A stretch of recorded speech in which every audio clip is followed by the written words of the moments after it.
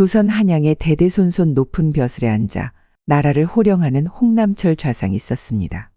좌상 집에는 왕이 인정하는 인재들이 많이 나와 다른 사대부 가문에서는 늘 부러움의 대상이었답니다. 또한 부와 권력을 가지고 있었지만 항상 검소하며 백성을 위하는 마음이 지극하여 백성들한테도 칭송을 받았죠. 좌상의 부인인 이연지는 중년이었지만 피부는 백옥 같았으며 얼굴은 황진이가 온들 울고 갈 정도로 아름다웠습니다. 좌상은 그런 부인을 끔찍하게 아끼고 보살피며 하루하루를 행복하게 지냈답니다. 좌상에게는 슬하의 삼남 이녀를 두었죠. 2명의 딸은 일찍이 혼인을 하여 출가를 하였습니다. 2명의 아들은 알 수 없는 이유로 죽었답니다. 그리하여 귀한 자손 막내 아들 홍규빈만 남아 있었죠. 어느 날 좌상은 대청마루에 앉아 하늘을 보며 한숨을 쉬고 있었습니다. 그 모습을 본 규빈이는 아버지 좌상한테 말을 하였답니다. 아버지 무슨 일이 있사옵니까? 근심이 많아 보이십니다. 좌상은 혼자 남은 막내 아들 규빈이를 참 예뻐했죠. 규빈이는 총명하였기에 공부, 무예, 그림 그리고 거문고 모든 것들을 흡족하게 잘했답니다. 그렇다 보니 좌상은 어여쁜 며느리를 찾아 인연을 맺어주고 싶었습니다. 규빈이가 며칠 사이 키가 더 큰 것 같구나. 좌상은 규빈이를 보며 웃었답니다.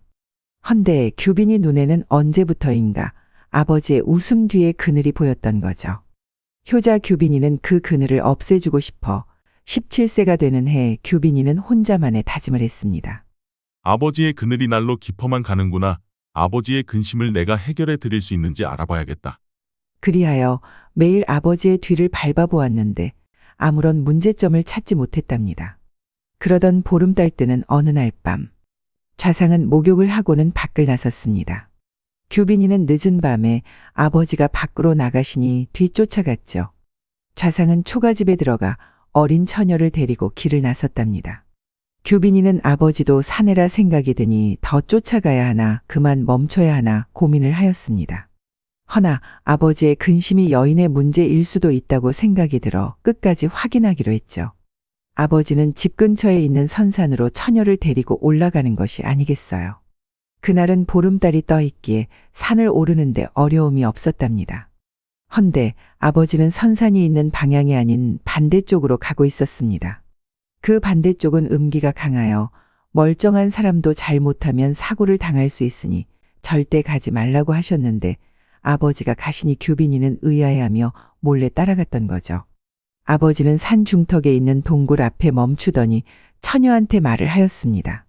처녀의 눈에는 안대가 묶여져 있었죠. 내가 원하는 것을 해주었으니 너 또한 내가 원하는 것을 해줘야 한다는 것 알고 있겠지. 네, 대감마님. 부모님과 동생들이 편히 살 수 있게 해주셔서 감사합니다. 그래.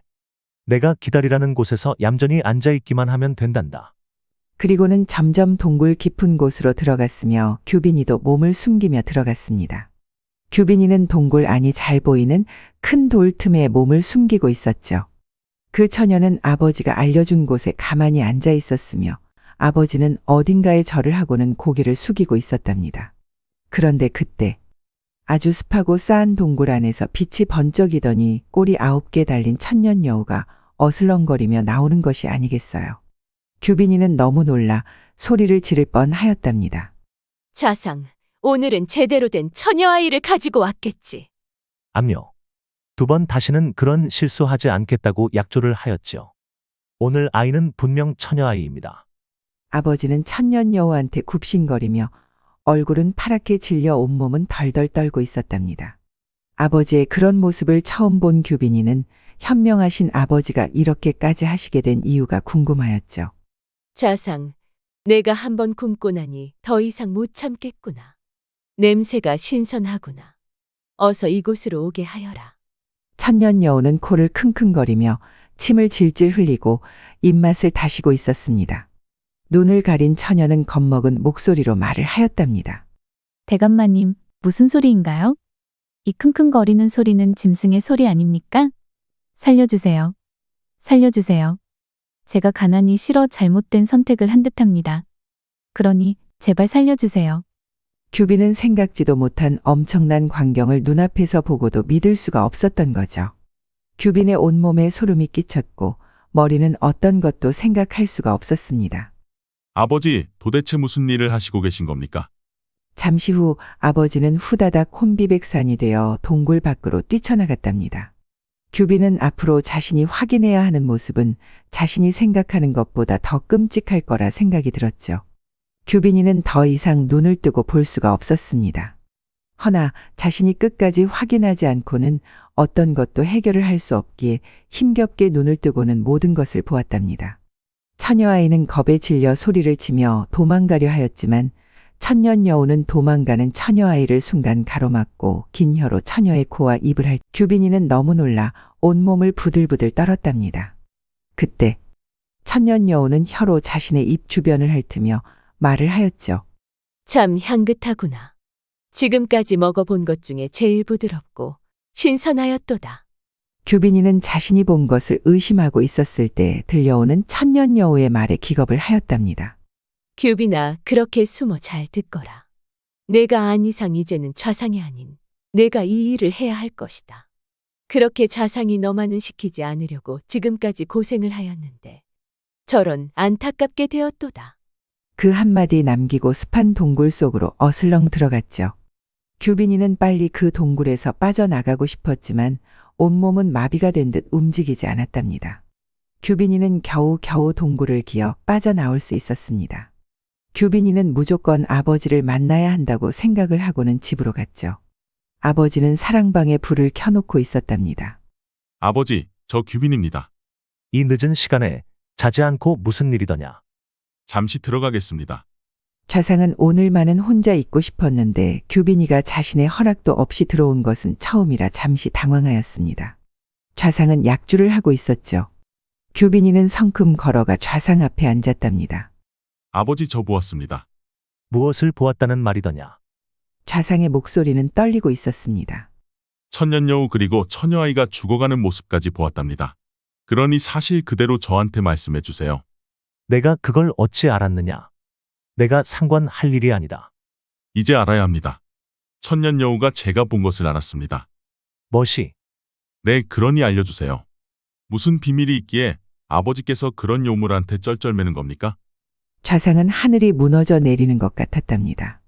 이 모든 것을 자신 세대에 마무리하고 싶었는데 천년 여우를 없애는 방법을 찾지도 못하고 하나 남은 아들이 그 끔찍한 일을 하게 생겼으니 좌상은 죽고 싶은 심정이었습니다. 아들의 단호함을 보니 더 이상 숨길 수가 없었죠. 너의 증조 할아버지께서 부와 명예를 얻는 대신 해마다 2명의 처녀를 바치겠다는 천년여우와 피로 계약을 하였단다. 천년여우가 죽지 않는 한 대대손손 대물림이 된다고 하더구나. 용한 무당과 굿도 해보고 스님이 천도제도 지냈지만 그 이후 무당과 스님이 이유 없이 죽었다고 하더구나. 나 역시 2명의 아들을 잃고 나서야 하나 남은 너를 살리기 위해서는 무조건 해야만 했단다. 아버지가 홀로 고통스럽게 살아오신 날들을 생각하면 천년 여우를 당장 죽이고 싶은 마음은 굴뚝 같았지만 방법을 찾지 못한 지금은 그 어떤 것도 행할 수가 없었답니다. 아버지, 제가 방법을 찾아보겠습니다. 아들아, 미안하구나. 아닙니다.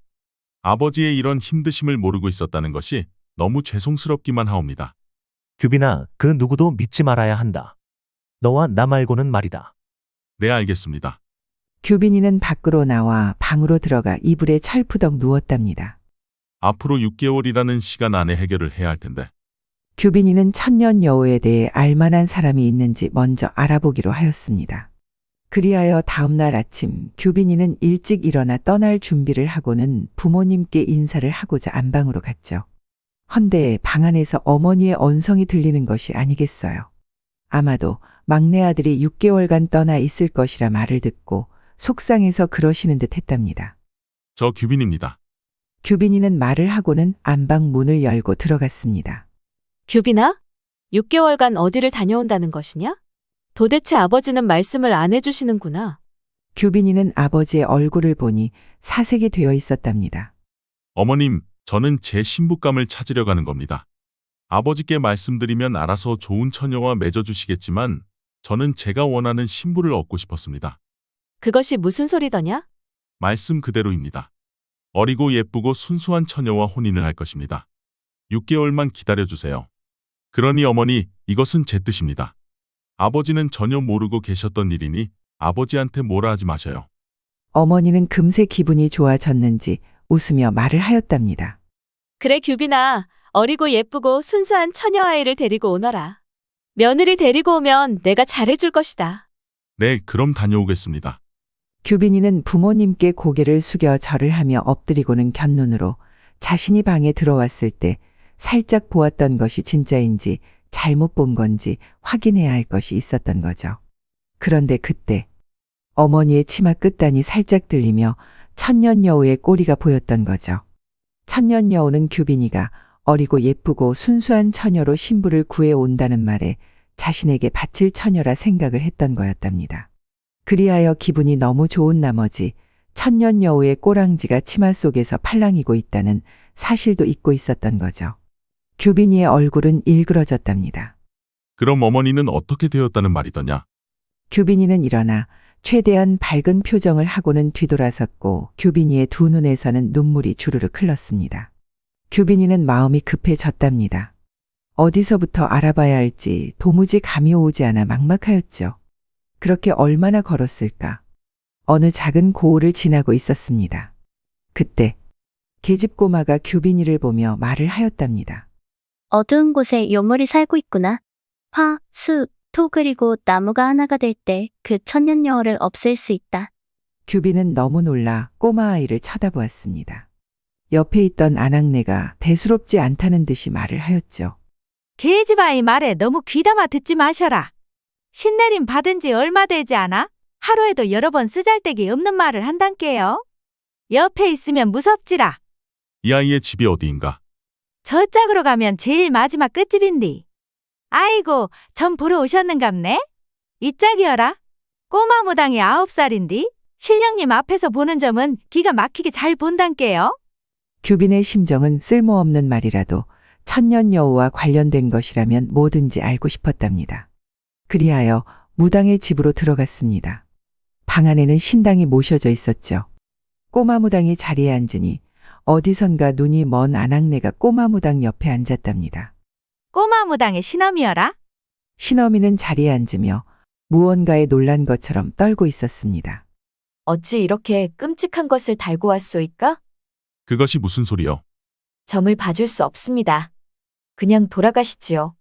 나한테 천년여우가 보입니까? 옆에 있던 아낙네는 기겁을 하고는 밖으로 나갔습니다. 신어미는 갑자기 말을 하였답니다. 조용하시오.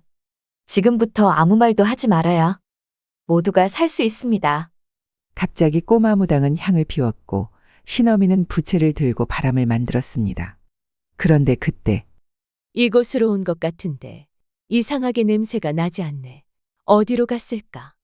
규빈이 눈에는 아무것도 보이지 않았지만 꼬마 무당 눈에는 보이는 것처럼 두려움에 떨고 있었답니다. 꼬마야, 사내 한 명 이곳에 있느냐? 이곳에는 저와 신어미만 있사옵니다. 천년여우님께서 귀한 걸음을 어찌 천은 이곳까지 하셨나이까? 그럴 일이 있다. 어디로 갔다는 말이더냐? 이상하구나. 천년여우가 방에서 나갔는지 신당에 있던 촛불이 순간 다 꺼져버렸답니다. 꼬마 무당은 붓으로 무언가를 쓰기 시작을 하였습니다. 지금부터 이 고을을 빠져나갈 때까지 아무 말도 하지 마셔야 합니다. 선비님의 냄새는 향으로 지었으나 말을 하는 순간 천년여우는 바로 선비님을 찾을 겁니다. 천년여우는 혼이 사람의 몸에 들어가지 않고는 그 어떤 것도 볼 수가 없지요. 지금은 혼이 선비님을 찾고 있습니다. 화, 수, 토 그리고 나무가 하나가 되었을 때 천년여우를 없앨 수 있습니다. 제가 한 가지 알려드릴 수 있는 건 천년여우가 나무라는 것입니다. 나머지 화, 수, 토를 품은 사람을 찾으세요. 그렇게 적은 서찰을 규빈이한테 주었고 규빈이는 부지런히 걸어 그 고을을 빠져나왔습니다. 긴장이 풀리니 배도 고프고 피곤이 몰려왔죠. 그리하여 눈앞에 보이는 마을로 급히 들어가 주막을 찾았답니다. 규빈이는 주막에 들어가 국밥 한 그릇을 시키고 하룻밤 묵을 방이 있는지 물어보았습니다. 아이고, 좀 일찍 오시지. 방이 꽉 찼는데요. 만약 방이 있다여도 귀한 분께서 싼 거 타고 같이 방을 쓸 수 있겠어요? 난 상관없다네. 그러지 말고요. 이 길로 똑바로 가면 길 끝에 기와집이 있는데요. 그 집에 하룻밤 묵는다고 하면 방을 내줄 거구먼요. 고맙네. 규빈이는 국밥 한 그릇 먹고 어두워지기 전에 걸음을 재촉하였죠. 기와집에 도착을 하니 사방에서 강아지 소리가 들렸답니다. 규빈이는 일단 대문을 두들겼습니다. 여보시오. 문 좀 열어주시오. 대문은 누구인지 확인도 하지 않고 열렸죠. 어여 들어오셔요. 강아지들 나간단께요. 내가 누구인 줄 알고 문을 열어주시는 것이요. 주무실 곳이 없어 오신 것이 아닌감요? 그리고는 방을 안내해주고는 쉬라며 가버렸답니다. 참 인심도 이상하게 좋구나. 밤은 어두워지고 규빈은 이불에 누워 화, 수, 토를 생각하며 어떻게 찾아야 할지 생각하고 있었습니다. 그런데 그때 밖에서 여인의 목소리가 들리는 것이 아니겠어요. 응, 그랬구나. 많이 아팠겠다. 그래서 지금은 괜찮아? 아직 아프다고? 내가 호호해줄게. 처녀는 누구와 대화를 하는지 아니면 혼잣말을 하는지 도무지 알 수가 없어 방문을 살짝 열고 밖을 보았답니다. 거기 누구시오? 쉬고 계시는데 제가 너무 소란스럽게 하여 죄송합니다. 그렇게 말을 하고는 후다닥 일어나 가려는데 그곳에 강아지들이 처녀가 좋다며 달려드는 것이 아니겠어요. 그래, 아침에 또 올게. 잘 자거라. 지금 강아지하고 대화를 하는 것이요? 아니요. 강아지와 무슨 대화를 하겠어요. 단지 그럴 것 같아서 말하는 것뿐입니다. 그렇게 말을 하고 웃는 처녀의 얼굴은 주먹만 했으나 그 주먹만 한 얼굴에는 큼직한 눈과 오똑한 코 그리고 앵두 같은 입술이 조화롭게 들어가 있었습니다. 규빈이는 순간 심장이 심쿵 내려앉았답니다. 지금까지 아리따운 여인들을 보기는 했지만 심장에 어떤 변화도 없었는데 처음 느껴본 설레임에 당혹스러워하는 중이었죠. 그리하여 그 처녀와 더 대화를 하고 싶었습니다. 저기 낭자의 이름이 무엇이요? 저는 은비라 하옵니다. 은비, 참 예쁜 이름이요. 은비는 그렇게 말해주는 선비의 얼굴을 바라보았답니다. 선비님이 맑은 눈을 가지고 계시는구나. 그런데 왜 이리? 선비님이 어둡게 보이는 걸까? 이상한 기운이 느껴지는 것은 무엇 때문일까? 선비님은 무엇을 그리 힘들어 하십니까? 규빈은 갑작스러운 은비의 질문에 깜짝 놀랐습니다. 놀라지 마셔요. 저는 남들과 다른 기운을 가지고 태어났다고 땡초할미가 말씀해 주셨어요. 어떤 기운을 말씀하시는 겁니까? 저의 비밀을 말씀해 드리면 선비님도 마음에 담아놓고 있는 무거운 짐을 저한테 말해 주실 수 있나요? 규빈이는 은비와 대화를 할수록 기분이 묘해지는 듯 하였죠. 제 얘기를 한다면 은비낭자가 저를 멀리할까봐 두렵소. 그건 저도 마찬가지랍니다. 저에 대해 말해주면 믿는 사람이 없었고 미친 사람 취급을 했으니까요. 헌데 선비님께서는 믿어줄 것 같아 마지막으로 얘기해 보려 합니다. 그럼 알겠소. 은비낭자부터 얘기하시오. 저한테는 가족이 없습니다. 제가 어릴 때 다 돌아가셨지요. 그렇다 보니 강아지와 함께 지내는 날들이 많았답니다. 헌데 어느 날부터인가 동물의 소리가 들렸답니다. 사람의 말소리는 아니지만요.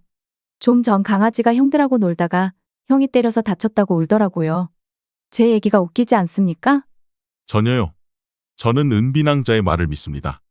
은비는 자신을 믿어주는 규빈이가 점점 마음속 깊게 자리 잡고 있었죠.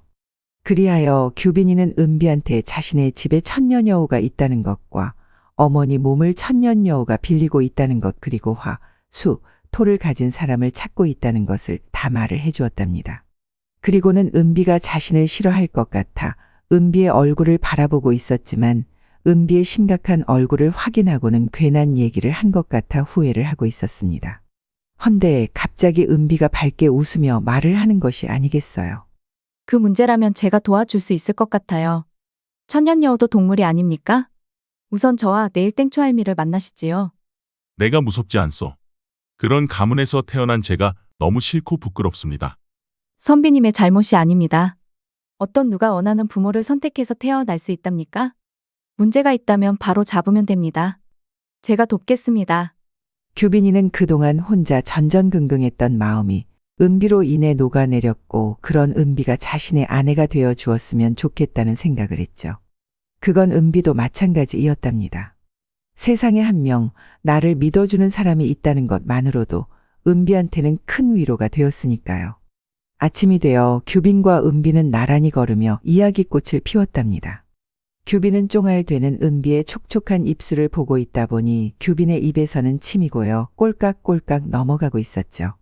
은비의 웃는 얼굴은 너무 어여쁘고 사랑스러워 규빈의 심장은 요동을 치며 널뛰고 있었습니다. 어느새 산 중턱까지 올라왔으며 앞에 펼쳐진 풍경은 굽이굽이 산들로 신선이 붓으로 그림을 그린 듯 보였답니다. 은비는 그런 풍경을 바라보고는 깊은 숨을 쉬며 눈을 감고 있었죠.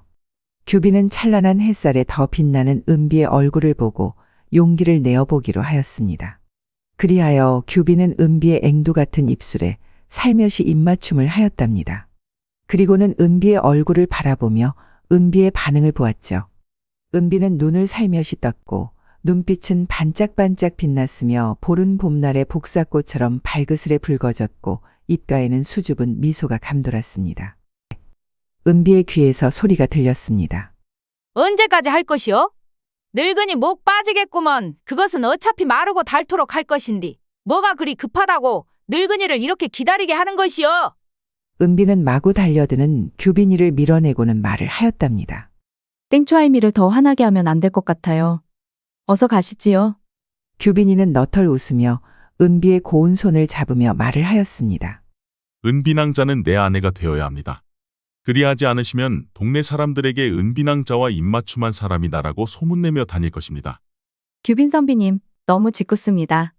저 역시 마찬가지입니다. 제 서방님이 되지 아니하시면 저도 똑같이 말하고 다닐 겁니다. 그리하여 두 사람은 설레이는 마음을 안고 탱초할미한테 갔죠. 조금만 더 늦게 왔다면 내가 안 볼 생각이었는디. 저놈인 것이요? 맞아요. 할미, 훤칠하니 잘생겼지요?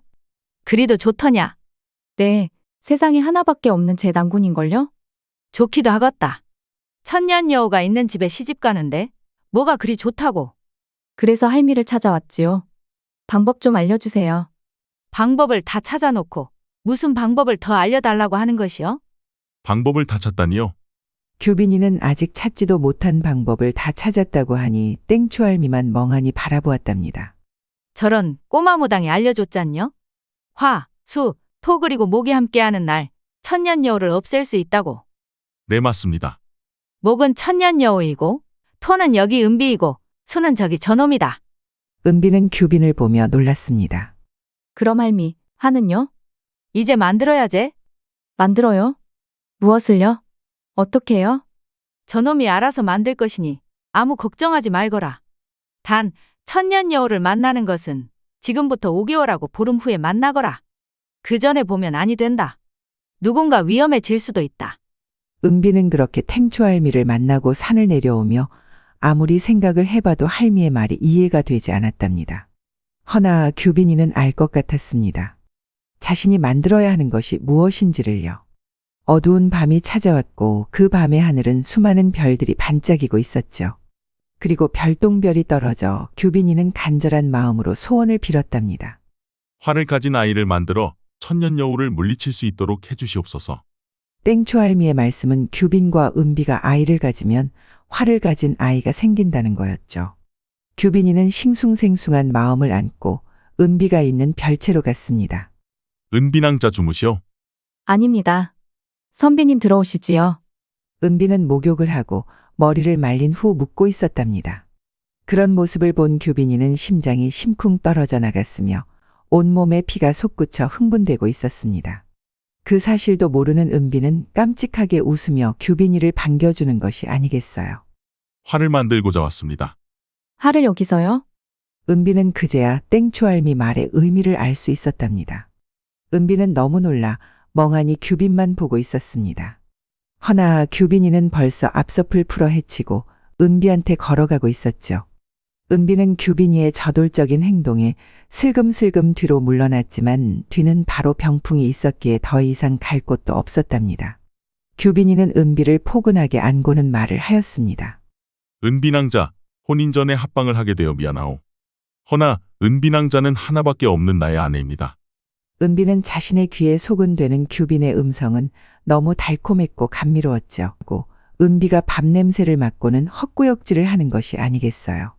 은비와 규빈은 서로를 바라보며 기쁨의 미소를 띄었습니다. 그렇게 5개월이 지나고 서서히 은비의 배도 불러오고 있었죠. 부인, 이제 갈 준비를 해야 할 것 같소. 무섭지 않습니까? 서방님과 아이가 함께 해주는데 무엇이 무섭겠습니까? 그리하여 5개월하고도 보름이 되어 규비는 천년여우가 있는 곳으로 바로 갔답니다. 그날은 보름달이 뜨는 날이었으니까요. 두 사람은 동굴에 도착하여 안으로 들어가니 아직 천년여우는 오지 않은 듯 하였습니다. 한편 안방에 있던 천년여우는 얼굴이 화색이 되어 말을 하였죠. 규빈의 냄새가 나는 것 보니 온 듯하구나. 그리고는 코를 킁킁거리더니 화색이 되어 말을 하였답니다. 이 향은 처음 맡아보는 향이구나. 너무도 신선하고 향긋하여 먹는 것도 아깝겠구나. 그렇게 말을 하고는 좌상의 부인 몸에서 스르륵 천년여우의 혼이 나가 버렸답니다. 좌상의 부인은 이불에 털썩 쓰러지고 말았습니다. 좌상은 쓰러진 부인을 보며 울었죠. 부인 괜찮으시오. 미안하오. 조금만 더 힘을 내시오. 좌상 부인의 몸에 천년여우의 혼이 담기고 난 후 부인의 몸은 점점 더 쇠약해졌던 거죠. 한편 규빈과 은비는 천년여우가 올 때가 되었는데 오지 않으니 더 초조해지고 있었습니다. 그때 규빈이가 왔구나. 말소리와 함께 천년여우가 좋아 죽겠다는 몸짓으로 이곳저곳 사방을 뛰고 있었답니다. 규빈이가 나의 마음을 흡족하게 하는구나. 내가 좋아하는 것을 어찌 알고 이렇게 만들어 온 것이냐. 그것이 무슨 소리요? 뱃속의 아이 말이다. 규빈이는 순간 은비를 자신의 몸 뒤로 감추었습니다. 은비는 떨리고 있는 규빈의 등에 손을 얹고 말을 하였답니다. 서방님, 뱃속의 아이한테는 어떤 일도 일어나지 않을 겁니다. 그러니 너무 걱정하지 마세요. 그렇게 말을 하고는 천년여우 앞으로 나가 말을 하였죠. 천년여우, 어차피 너는 여우가 아니더냐? 너는 이곳을 떠나 너와 어울리는 곳에 가서 살아야 할 것이다. 웃기는 소리 하지 말거라. 내가 누구인 줄 알고 이리 가라, 저리 가라 하는 것이냐. 겁도 없이. 넌 늙은 여우잖아. 천년여우는 자신을 도발하는 은비를 더 이상 참아줄 수 없었답니다. 그래, 내가 얼마나 위대한지 보여주마. 그리하여 힘껏 달려 앞발을 들어 은비의 배를 향해 날아 뛰었죠. 그런데 그때 천년여우가 은비를 티끌 하나 만져보지도 못하고 뒤로 튕겨져 나갔답니다. 천년여우는 분하여 다시 한번 앞발로 은비를 내려쳤지만 이번에는 더 강하게 튕겨져 나가 떨어졌습니다. 여우야, 뱃속에 있는 아이는 탱초할미가 점지해준 아이란다. 너는 여기에 있는 그 누구도 해치지 못해. 또한 너는 오늘 이곳을 너의 의지와 상관없이 떠나가야 할 것이야. 땡초할미가 점지해준 아이라고. 여우는 탱초할미가 점지해준 아이라 하니 그제야 벌벌 떨며 9개의 꼬랑지를 팍 내리고는 구석에 웅크리고 있었답니다. 당연하지. 지금 너를 기다리고 있어. 그러니 자세한 것은 땡초할미한테 가서 듣거라. 그때 여우 이것이 여기에서도 말썽을 피우더니 아주 사람 속에 숨어 사단을 냈구나. 지금 당장 튀어오지 않으면 내가 완전 고목나무로 만들어 태워버릴 것이다. 저 눈꼬라지를 보니 도망갈 생각을 하는 것 같은디 이번에 꿈도 꾸지 말아야 할 것이오. 내가 점지해준 아기를 너한테 보낼 때 위험하게 그냥 보냈겠느냐. 아기한테는 내가 준 부적이 있다. 또한 너의 몸이 튕겨져 나갈 때 너의 몸의 부적이 사방에 붙었으니 도망가도 소용이 없을 것이오. 천년여우는 탱초할미의 목소리가 들리는지 안절부절 못하고 떨었습니다. 규빈이는 빨리 천년여우를 이곳에서 내보내고 싶어 은비를 품에 안았답니다. 그때 천년여우의 9개 꼬리가 서서히 허공에 날아가고 조그마하고 늙은 여우가 꼬리를 내리고는 불이 나게 탱초할미한테 갔죠. 규빈이는 모든 것이 해결이 나니 너무 허망하여 통곡을 하며 울었습니다. 은비는 그런 규빈이의 마음을 달래며 안아주었답니다. 그렇게 하여 좌상은 선조들의 잘못된 판단으로 처녀들과 2명의 아들을 잃게 되어 억울하고 미안하여 좌상도 통곡을 하며 슬피 울었죠. 좌상의 부인은 다행스럽게도 건강했던 원래 모습으로 돌아왔답니다. 그리하여 규빈이의 집은 암흑에서 벗어나 대대손손 평온하였으며 규빈과 은비는 3남 2녀를 낳고 다복하게 살았답니다. 천년여우는 땡초할미한테 가서 어찌 되었냐고요.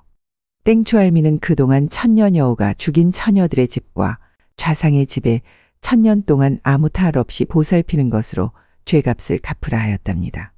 아마도 천년 여우는 어디선가 그 죄값을 지금도 갚고 있지 않을까요?